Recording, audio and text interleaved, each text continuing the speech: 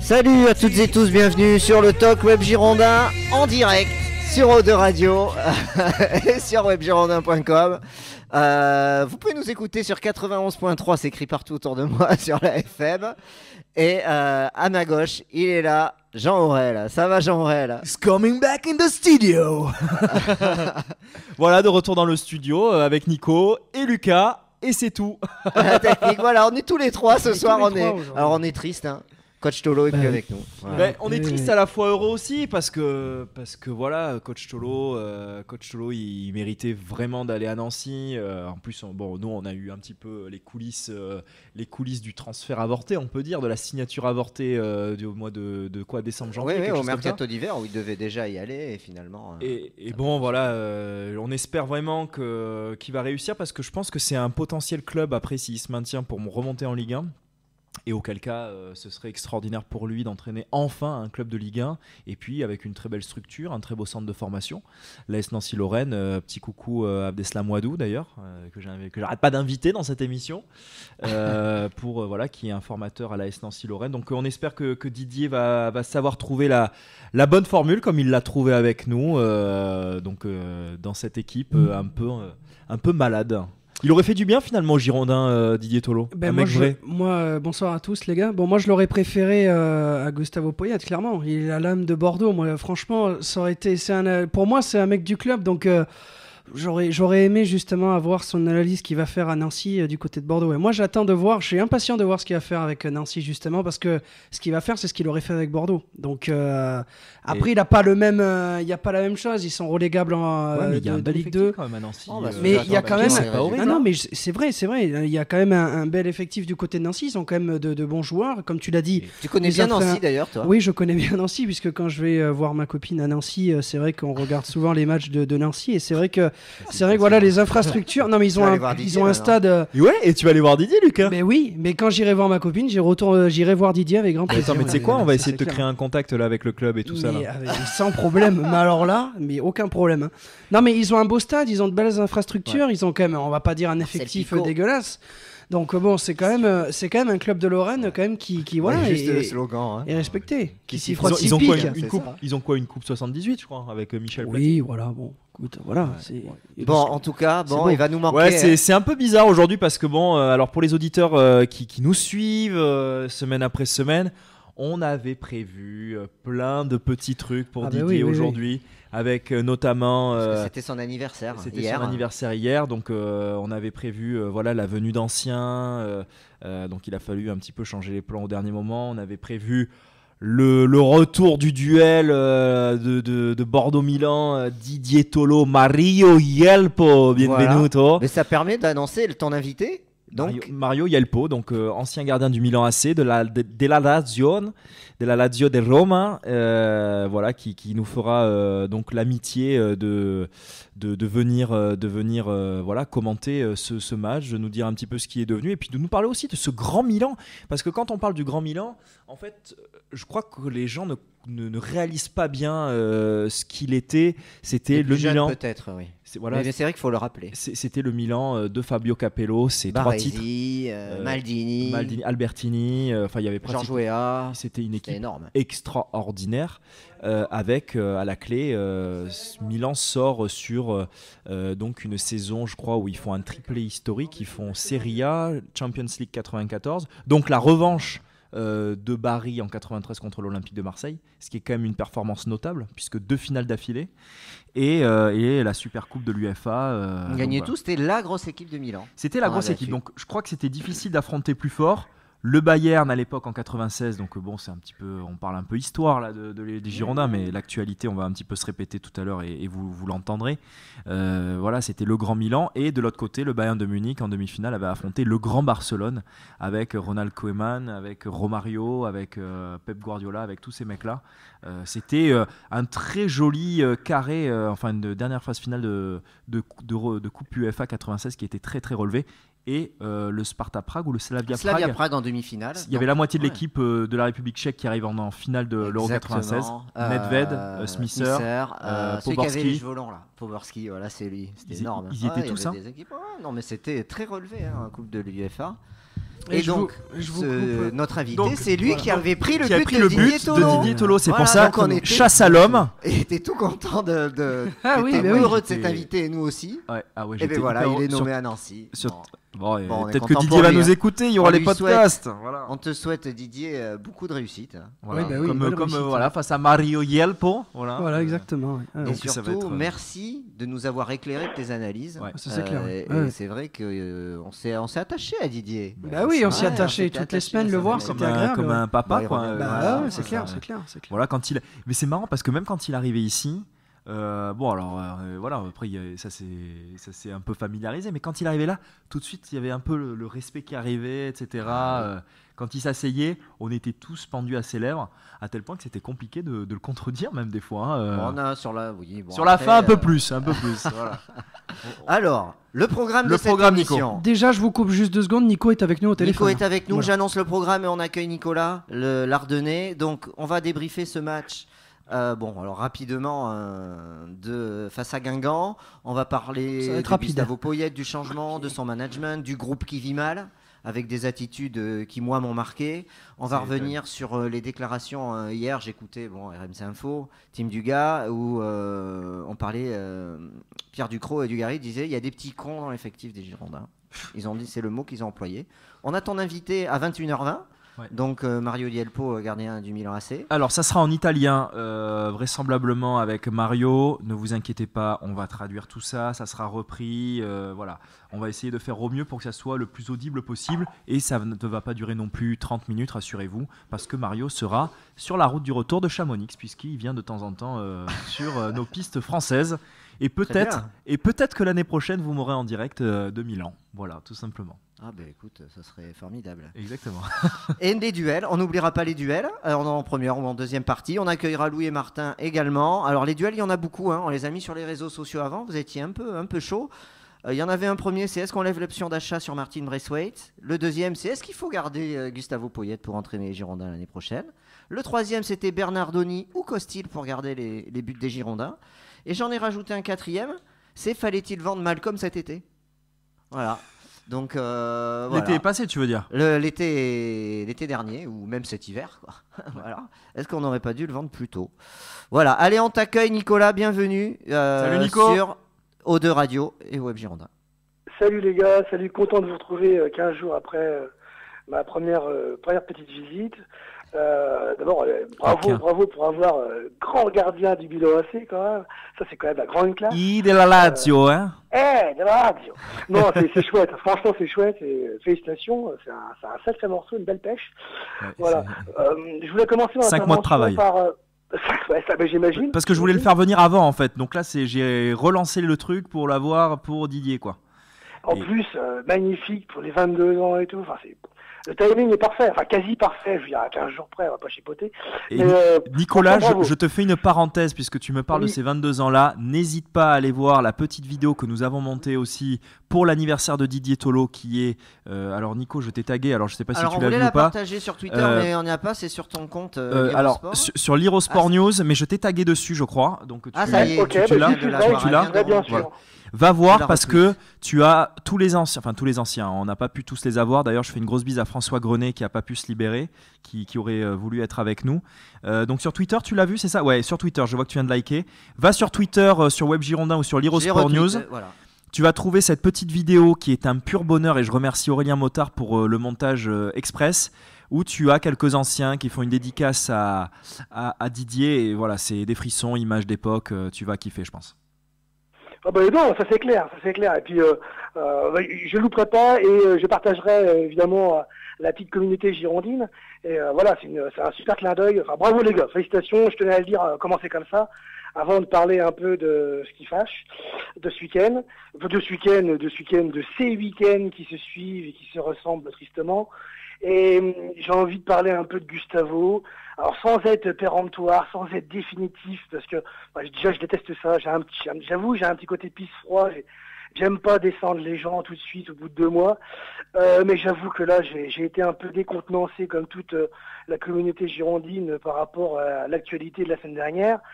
Parce qu'après un mauvais match qu'on réalise contre Angers, on a tous entendu Gustavo s'enflammer en conférence de presse. Je ne suis pas content, il va tout changer. Et commencer comme ça à rigoler, à siffloter, à s'enflammer. Et ce côté l'attaque, on l'aime beaucoup. Enfin moi que j'aime beaucoup perso. Et puis on se dit ça va y aller. Ça va ruer dans les brancards. Ah, ça va chier des bulles. Tu vas voir, là, il va changer l'effectif. S'il change pas l'effectif, il change la tactique. Et puis, puis rien. Il prend les mêmes mecs. Enfin, sauf qu'il met Plazy, qui n'est pas dans le 11, il remplace par Otavio. Il prend la même tactique. Au début, tu te dis, oh, attends, Malcolm, il est dans l'axe. Ça dure 6 minutes. Et bon, 6 minutes dégueulasses, entre parenthèses, je veux dire. Et puis, on sort un match mais catastrophique. Un match catastrophique contre des Guingampais. Avec tout le respect que je peux avoir, c'est une équipe que j'aime bien, sans condescendance, mais avec tout le respect que je peux avoir pour les Guingampais, c'est une équipe qui était au fond du trou, qui venait, t'avais qu'à lire les commentaires des Costa-Américains, ils disaient, mais comment on va gagner un match? On n'est pas encore sauvés, on joue comme des brels. Ils avaient énormément de mal. Vous inquiétez pas, on joue comme nous. Hein? Oui, je disais, ils avaient énormément de mal sur leur terrain. Oui, ils perdent beaucoup de matchs, ils prennent beaucoup de buts, et nous, on se crée notre première occasion. Ok, il y a cette belle talonnade de Braithwaite pour Malcolm, mais à part ça, en première mi-temps, il n'y a que dalle, mais vraiment que dalle, et en deuxième mi-temps, on se réveille sur un penalty. Moi, je dis pas généreux parce qu'il y a penalty, mais sur un penalty chanceux, parce que bon, la balle, elle revient sur le Guingampais qui touche la balle à la main, enfin voilà, c'est même pas une action, je veux dire. Et si tu fais le point sur nos 4 derniers matchs, on s'est créé 4 occasions, une occasion contre Angers, la barre de Braithwaite. Contre Rennes, aucune occasion, soyons réalistes, aucune occasion. La frappe de Sabali, elle a beau être superbe, c'est pas une occasion. Et puis, contre Guingamp, un peu plus, parce que forcément, mené 2-0, on a commencé à bouger. Il y a eu la tête de Laborde, et puis la tête de Sankaré, et puis la reprise de Laborde après, quoi. Donc, tu te dis...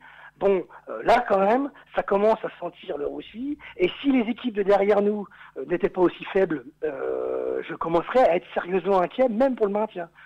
Là, j'avoue que sans vouloir se rassurer avec pas grand-chose, quand tu regardes les résultats de Metz, de Troyes et même de Lille qu'on affronte le week-end prochain, bon, je dis pas qu'il y a de quoi être rassuré, mais bon, on reste globalement, je crois qu'on reste encore à 8 points de 3, alors qu'on enchaîne des résultats. Mais...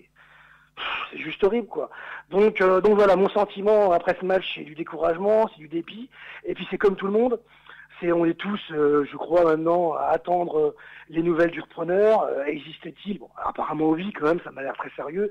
Jeudi, on sait que jeudi, Nicolas Taverneau rencontre les agents, enfin le personnel du club. Donc on peut imaginer que s'il les rencontre, c'est pas pour fêter Joyeuse Pâques. Enfin, j'imagine, Enfin, les gars, je sais pas ce que vous en pensez, mais bon, je pense que s'il vient... Moi, ce que je voudrais que tu fasses, Nico, parce que bon, tu nous tires un constat qui est criant de vérité.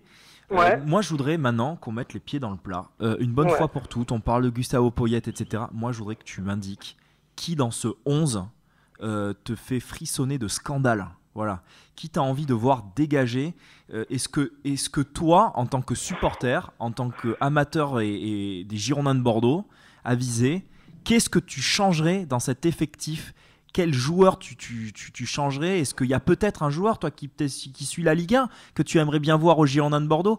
Qu'est-ce qui manque selon toi? Parce que là, le constat, on le fait maintenant depuis quelques temps. Ça fait depuis octobre-novembre. Nico, il en peut plus de ces top-flops parce que c'est toujours les mêmes. J'ai un peu craqué sur les derniers, je suis désolé. Mais toi, Nico, là, maintenant, je te mets directeur sportif dès demain, d'accord? Donc déjà, tu nous invites à prendre le café au Hayan, ça c'est le premier truc. Voilà, ça c'est gentil. Number one. Voilà. Et après, tu fais quoi là? Tu les vois, tu leur dis quoi tes joueurs là?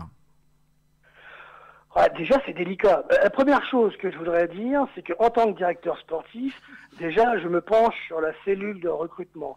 Comment on a pu faire venir ces 3 joueurs milieu de terrain, ce triangle milieu de terrain qui régule notre jeu, enfin qui devrait réguler notre jeu, qui ne le régule pas. J'ai cru que tu allais me dire je recrute à la photo. Bon, ça va. Non, je recrute pas à la photo. En plus, si je recrute à la photo, je recrute pas ces 3 gars-là. Otavio, il est intéressant en 6. Et uniquement en 6. Si tu sors de ce poste de 6, il ne sert plus à rien. Pourquoi? Parce qu'il n'a aucune vitesse. Il a un bon sens, en tout cas je trouve, hein, sur du jeu un peu long, il a un bon sens du timing, il a un bon sens d'intervention, par contre il commet beaucoup trop de fautes. C'est un mec qui peut être un joueur de rotation dans ton effectif, en aucun cas ton titulaire. Le mec, il est quand même tensé dans l'équipe par Yaroslav Pasil. J'ai rien contre Yaro, Yaro il a 47 ans, Yaro il avance à 2 km/h, et ben n'empêche que sur un match, Yaro Plasil, Otavio, il y a match. Il ne devrait pas y avoir match. Il devrait se faire bouffer par Otavio Plasil. C'est pas le cas. Et ça, c'est quand même triste. Le Raguer, c'est une catastrophe. Je crois, j'en ai parlé dans une académie, de souvenirs de supporters, ça fait très longtemps que j'ai pas vu un milieu de terrain aussi faible au Girondins de Bordeaux. Alors pourtant, tu avais des spécialistes et pourtant, je l'aimais bien. Qui disaient c'est un super joueur, il a du sens tactique. On avait posé la question au coach. Tout à fait, Nico. Il disait oui, c'est un travailleur de l'ombre. Moi, j'y arrive pas avec le Raguer. Le Raguer, moi je voudrais. Il cache trop dans l'ombre. En fait, quand tout va mal, comme c'est le cas, on a quand même quelques matchs références, à savoir deux et demi, je trouve, sur l'ensemble de la saison. Pour moi, c'est Lyon. Effectivement, tu fais une très bonne remarque, même si défensivement ça reprend. Et je l'avais pas compté celui-là, donc merci. Moi, je pensais plutôt là récemment sur Nantes. Ouais. Nantes et 3 on perd, je sais plus. C'était après. C'était avant ou après Nantes. Rappelle-moi, Nico. C'est Nantes d'abord. Non, c'est 3 d'abord. On gagne 1-0, un but de mémoire comme ça de Laborde, si je dis pas de bêtises. Laborde de la tête sur un centre de Malcolm. Voilà, exactement. Et après, donc, le match d'après, on perd contre Caen. Gourvenec se fait renvoyer et on joue contre Nantes avec Bédouet et on gagne 1-0. Voilà, pour le petit rappel des faits. Avec Bédouet comme coach, ouais. Comme coach, voilà, le temps de trouver un coach. Moi, ce que j'avais trouvé très intéressant à Nantes, c'était justement évidemment la combativité des joueurs. On aurait dit que voilà, le coach Gourvenec était parti, ça allait mieux. Et alors, je fais une petite parenthèse, Nico, puisque on peut revoir la brève d'ailleurs sur ton site web Girondin. C'est que Gourvenec en plus l'a ouverte là dans les médias dans 20 minutes en disant ben c'est dommage parce que à Nantes je sentais que ça allait être à mieux. Ouais. Moi j'ai trouvé que c'était ridicule sa déclaration, sa prise de parole, même si c'est indirectement. On dit qu'il dit ça, mais c'est pas lui qui le déclare, quoi. Qu'est-ce que c'est? Oui, c'est quand même pas du Sagnol. Hein. On n'est pas dans la même attitude quand même. Sans vouloir ce n'est pas du Sagnol et tu as raison de le mentionner. Ouais. Mais tu vois ce que je veux te dire. Finalement dans la saison et c'est là où je m'interroge aussi sur la Ligue 1 en général, c'est que tu fais deux matchs. Je te donne Lyon et tu as raison de le mentionner, je l'avais oublié, tu vois. Mais tu fais 2 matchs dans la saison et tu arrives quand même à être quoi, 12e 12e. C'est ça à parce peu près. Parce que cette année aussi, c'est assez particulièrement faible. Enfin, je veux dire, c'est vrai, moi je fais le constat sur la Ligue 1 et on est obligé de le faire, ce constat-là, bien sûr que tu as raison, mais cette année je crois que c'est encore plus le cas que les autres années. T'imagines 4 mois sans gagner et jusqu'au match d'Angers, on avait encore une chance de disputer la Ligue Europa, alors que quand même 4 mois sans gagner quand même, c'est considérable quand même. De septembre à quasiment janvier, sans une seule victoire, on a gagné contre Saint-Etienne qui était à l'époque au fond du trou, on gagne 3-1, un match ça va encore à peu près, le match, c'est pas la question.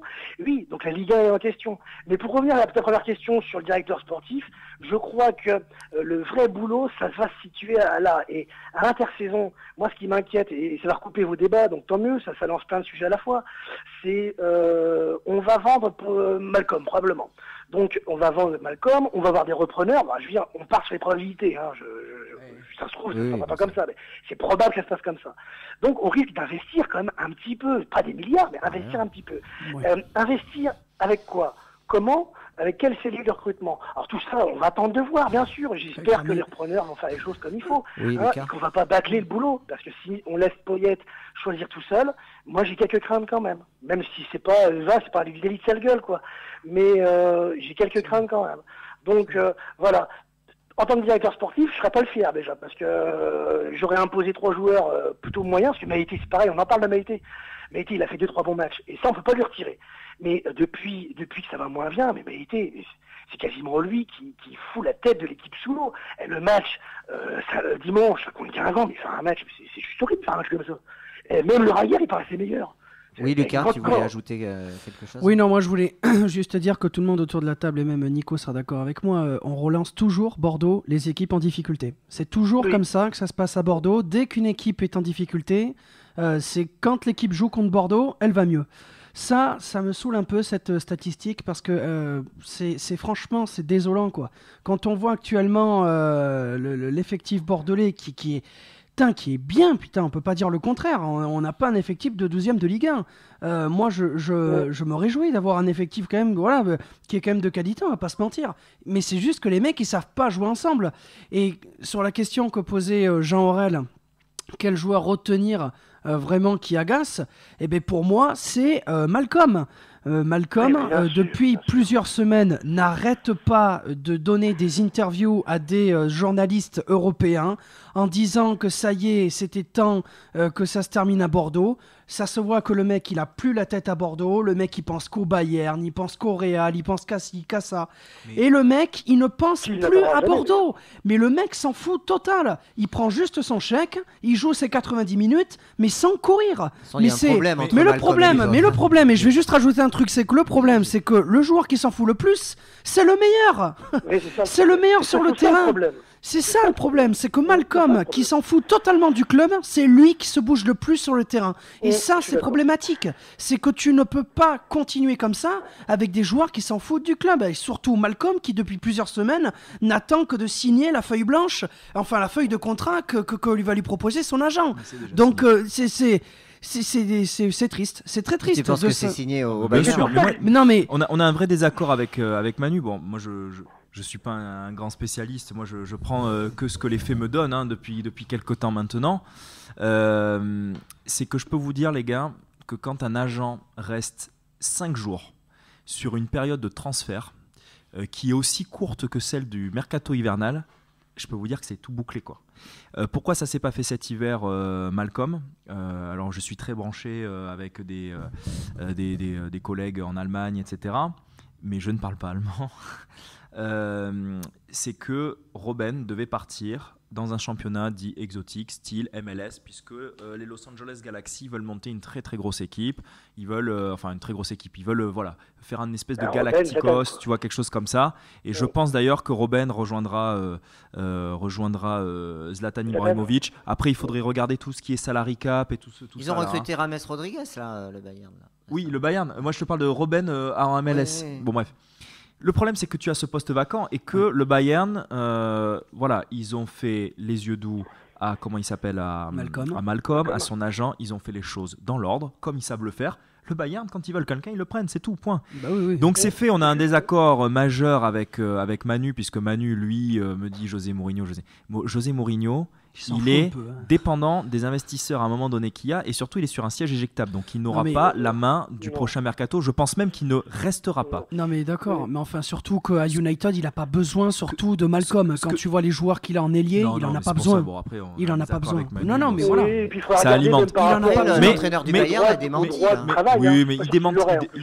Pourquoi il démentit? Parce qu'à un moment donné, je pense que c'est peut-être aussi par rapport à Bordeaux, par rapport au respect du club, parce que attention, le Bayern fait les choses dans l'ordre.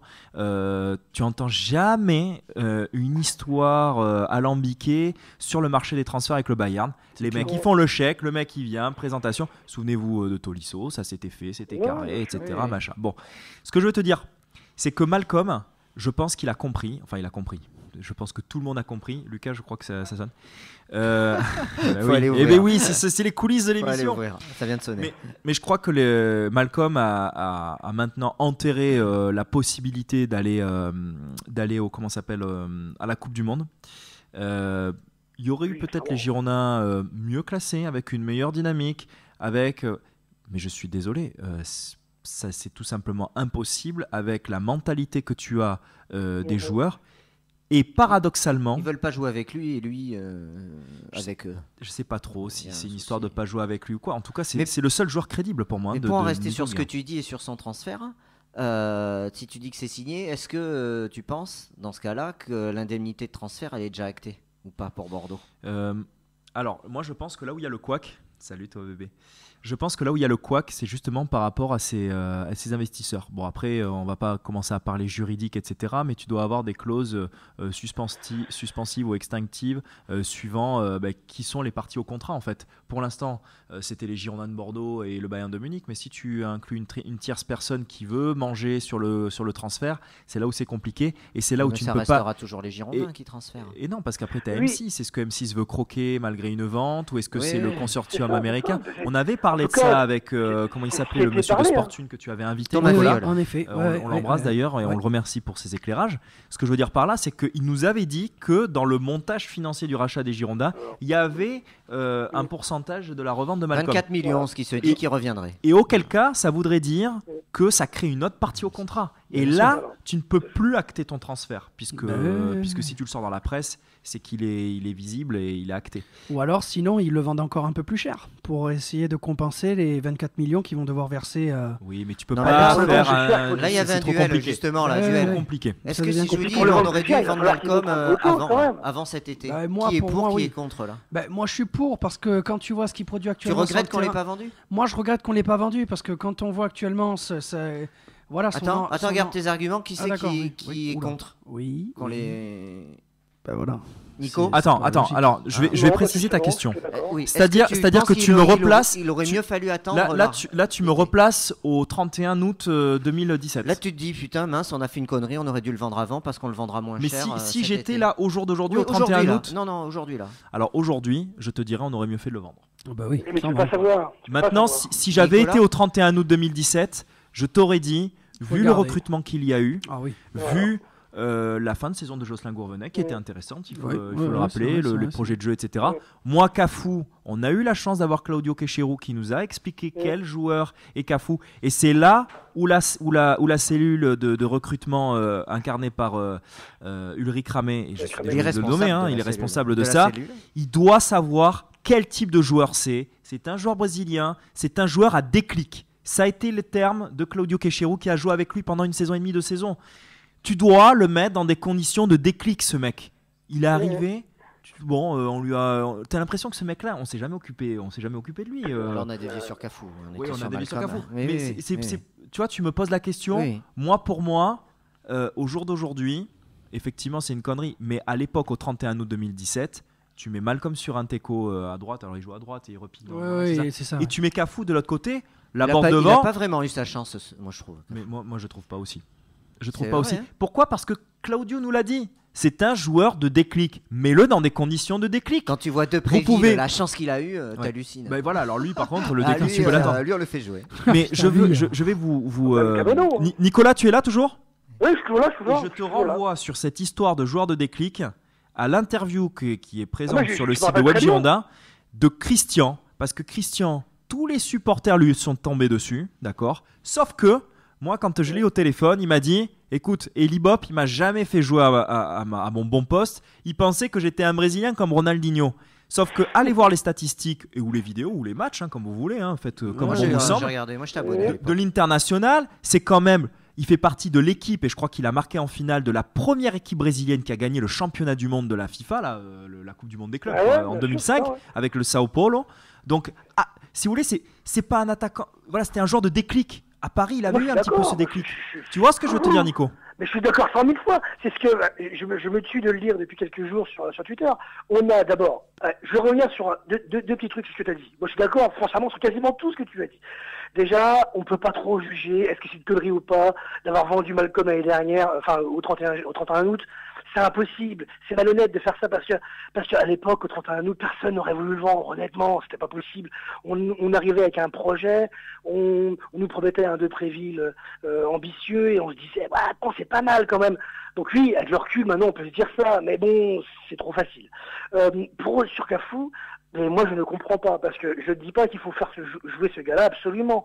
Mais ce que je ne comprends pas, c'est qu'on laisse sa chance à Depréville depuis quand même le mois de septembre, et qui est aussi franchement absolument catastrophique, que quand il sort, on fait rentrer Camano, et que honnêtement, c'est rarement terrible non plus, et que si tu calcules les nombres de minutes disputées par Cafu depuis le mois de septembre, mais c'est ridicule, hein. On est sur du 120 minutes, maximum, hein. Pas plus que ça. Quand il rentre, c'est 10 minutes, alors il fait pas grand-chose, un truc et tout, on lui laisse pas sa chance. Je dis pas que c'est un bon joueur, je dis pas qu'il réussira chez nous, mais en tout cas, on ne fait rien pour que ça marche. Et ça ne marche pas, bien sûr. Kessero, il disait aussi un truc intéressant, il disait, en Ligue des Champions, il jouait 9. C'est-à-dire que c'était Kessero le 9 logiquement, Cafu jouait sur le côté, et en Ligue des Champions, Kessero parfois était sur le banc, et c'était Cafu qui jouait en 9. Voilà, donc c'est un gars en plus qu'on n'a jamais essayé, hein, ces positions de 9. Hein. Alors qu'il a plutôt eu des résultats intéressants en Bulgarie à ce niveau-là. Il a marqué des esprits même en 9, parce que contre Paris, il y a un des deux matchs, il le dispute en 9, le deuxième il joue sur le côté. Et voilà, moi j'ai le même sentiment, c'est qu'on n'a pas laissé sa chance à ce joueur, qu'on a recruté 7,5 millions, c'est pas rien 7,5 millions. On l'a recruté 7,5 millions et on ne le fait jamais jouer. Il n'est même pas convoqué dans les groupes. Depuis l'arrivée de Poyet, je crois qu'il n'a fait aucune apparition dans les groupes. On lui reproche ses selfies, ses fiestas et compagnie. Moi, je veux bien, parce qu'effectivement, il a eu un comportement qui était loin d'être exemplaire. Sud-Ouest nous l'a même présenté comme un des fouteurs de troubles. Mais à un moment donné, soit on relance le joueur, soit en le faisant jouer, soit on va dans le groupe, soit on va faire quoi? On va attendre le mois de juillet, et qui c'est qui va nous le prendre? Et à combien? Enfin, je veux dire, d'un point de vue sportif et d'un point de vue managérial, c'est du grand n'importe quoi. Et pour revenir, tu parlais de Christian, moi j'ai un autre exemple qui va être criant de vérité, c'est Monsieur David. Monsieur David. Ils sont un peu le même profil, hein, tous les deux. Qui a le même profil et qui a cartonné à Fenerbahçe. Il a cartonné le mec. Il a fait des tonnes de buts. Il a fait des saisons à 25 buts. Attends, David, et il a eu une belle carrière. Pour ça que quand on parle des grands loupés de Bordeaux et qu'on cite David, oui, David à Bordeaux, il a été nul, archi nul, sans aucun doute. Mais c'est pas Perea.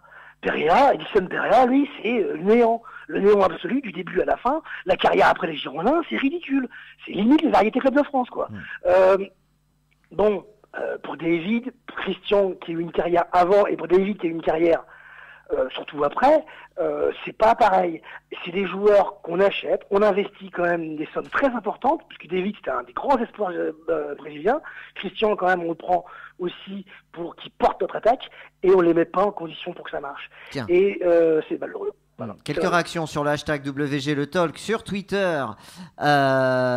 Ichibaya qui nous dit reste qu'à ce rythme. J'espère que c'est déjà signé pour Malcolm, car sinon on va se retrouver avec un joueur frustré en plus. D'Agostino Jonathan qui nous dit qu'on salue Jonathan et on salue d'ailleurs tous ceux qui participent sur le hashtag, qui nous dit dire que tout le monde pleurait pour garder Malcolm cet hiver. Ouais. Et Dinosaure qui rebondit sur Cafu, sur ce que tu disais Jean-Aurel. Il est où? Il fait quoi? Il a perdu une jambe, tombé gravement malade. Pas une apparition dans le groupe depuis 2018 alors qu'on l'a payé 7,5 millions d'euros. On va peut-être en parler. Et je précise d'ailleurs juste une petite aparté sur Cafu qui ne joue même pas les matchs avec la réserve. Donc c'est chaud. En plus, ce qui est quand même aberrant.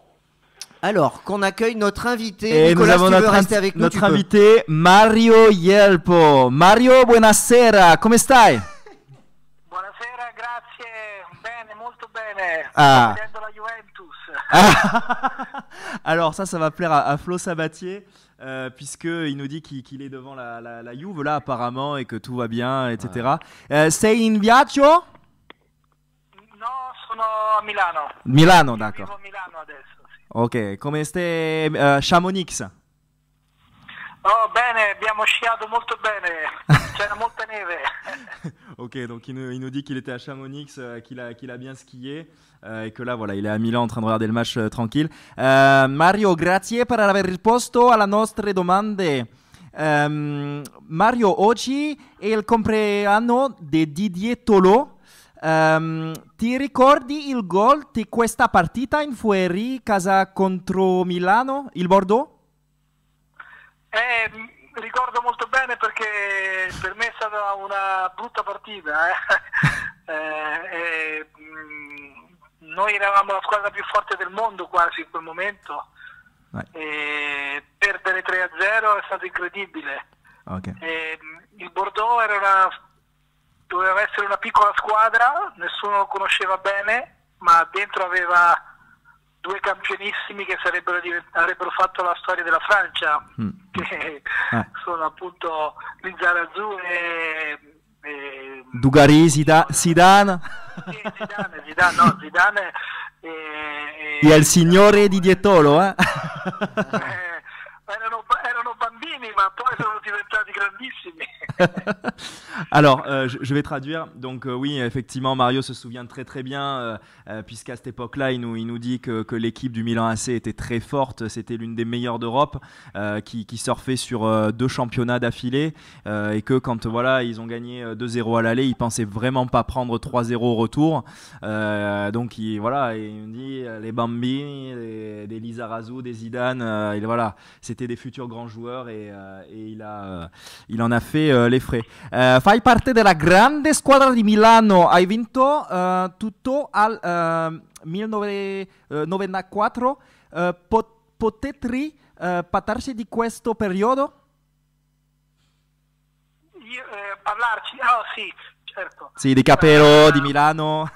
Sì, è stato il periodo più bello del Milan, forse. Non c'erano più gli olandesi che hanno portato su la squadra, ma la squadra era più tosta, più dura di prima, e quindi era fortissima. La partita che abbiamo vinto contro il Barcellona alla finale di Coppa dei Campioni 4-0 è stata scelta nella storia del Milan come la più bella partita della storia del Milan.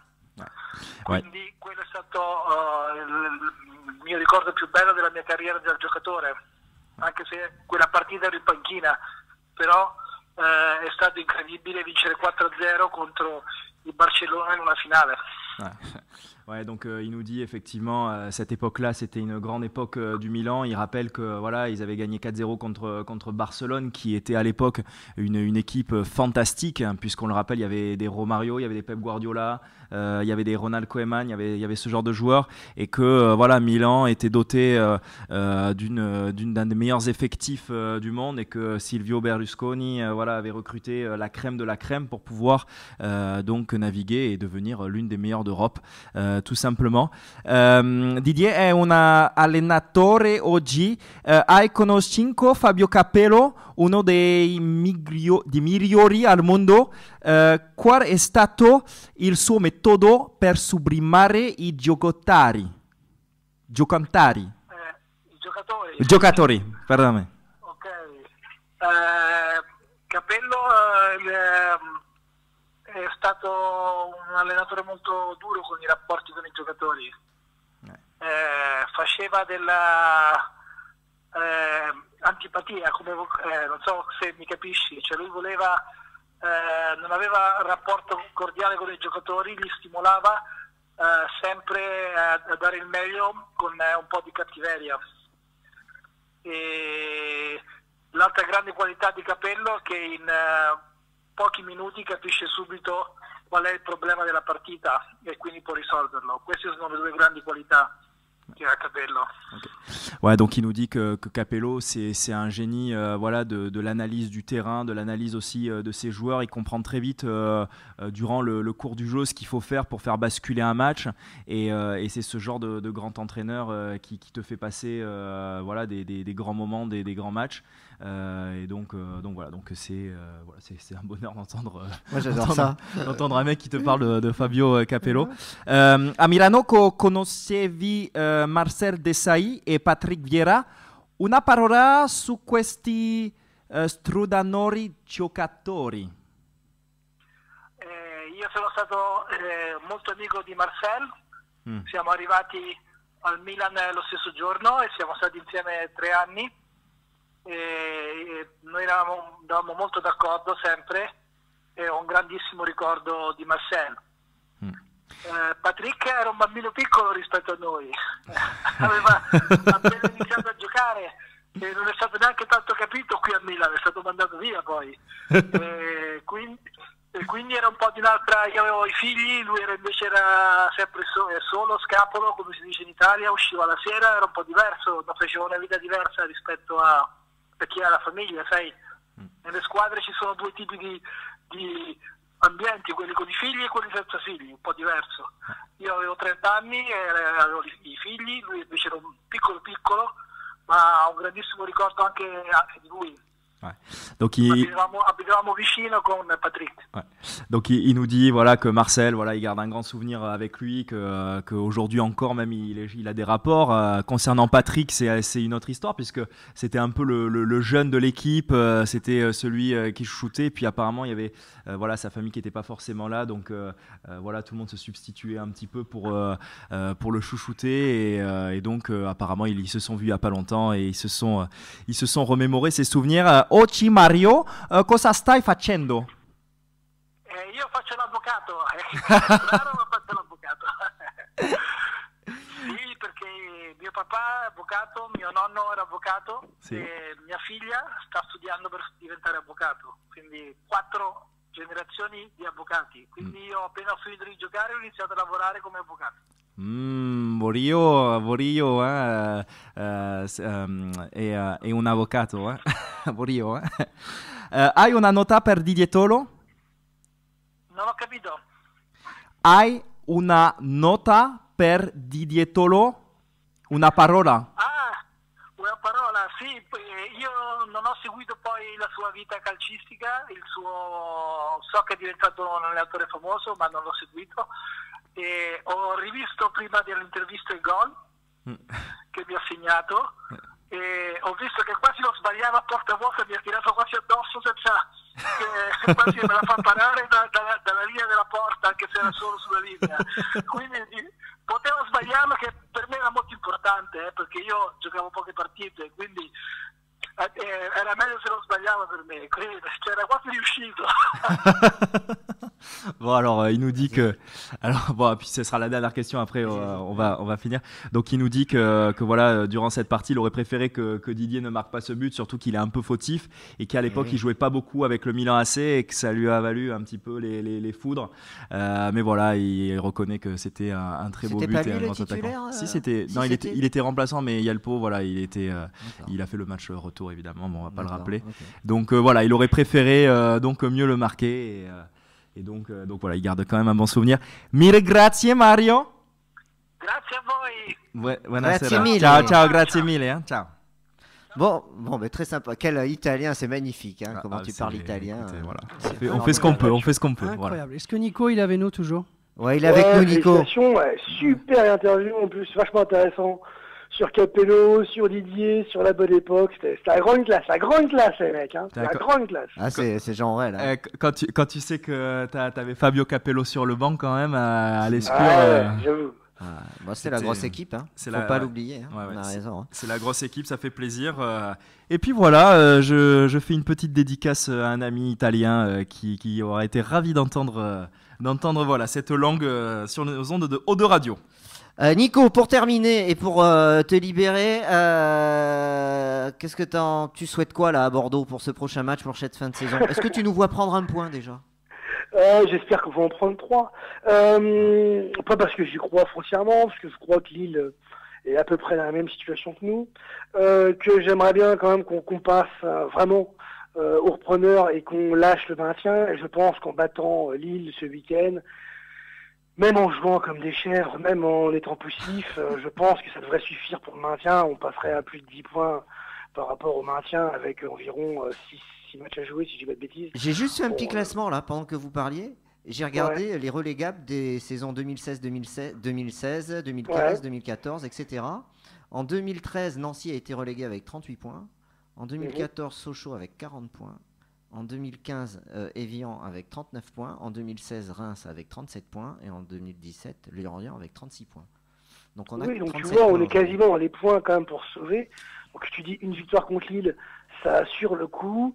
Sachant que cette année, quand même, t'as 3 qui a 28 points. Et on sent que c'est poussif, qu'ils ont du mal à prendre des points. Que Lille, on a vu, là, ils ont perdu contre Amiens à domicile. Et puis même, dernièrement, je veux dire, c'est quand même assez pauvre dans le jeu et partout. Et puis les supporters sont contre eux, bien plus que chez nous, je veux dire. En même temps, c'est normal, la situation est bien pire. Et puis Metz, bon, voilà, et à la traîne. Donc je pense que c'est une année aussi, en plus de ça, où je suis pas sûr qu'on atteindra les 37-38 points pour se maintenir. Voilà, mais assurer ce week-end, une victoire. Je dis pas pour... Voilà, ça sauvera rien du tout, mais on se sauvera, on pourra penser un petit peu à autre chose. On sait que d'ici 3 semaines, un mois, il y a une annonce qu'on attend tous ici, on est tous un peu fébriles. Enfin, je crois en tout cas. En tout cas, on a, je pense, intérêt à l'être, parce que même si on a tous envie qu'il y ait un repreneur ambitieux, il faut aussi être conscient qu'à Lille, par exemple, notre adversaire de samedi, ils étaient tous enchantés d'avoir Lopez qui arrive et qui promet Bielsa et qui promet des joueurs brésiliens à 15-20 millions. Et un an plus tard, le club est dans une situation financière dramatique, sportive, je sais même pas employer le mot. Et donc voilà, donc méfions-nous des enseignements qu'on tire comme ça un petit peu à la sauvette. Et puis méfions-nous de notre impatience, parce que ah ouais, forcément, bordel, on a envie de reporter scapulaire, on a envie d'y croire, on a envie de revivre les belles heures et tout, mais cette impatience-là peut être parfois bien mauvaise conseillère. J'espère que nos repreneurs vont nous donner l'occasion de retrouver un peu le sourire. Très bien, ben merci Nico. Merci à vous, puis au plaisir de vous retrouver. Hein. Et à bientôt sur Eau de Radio. Ouais. Allez, merci. Salut. Ciao, ciao. On se retrouve dans quelques minutes pour la deuxième partie. On fait une...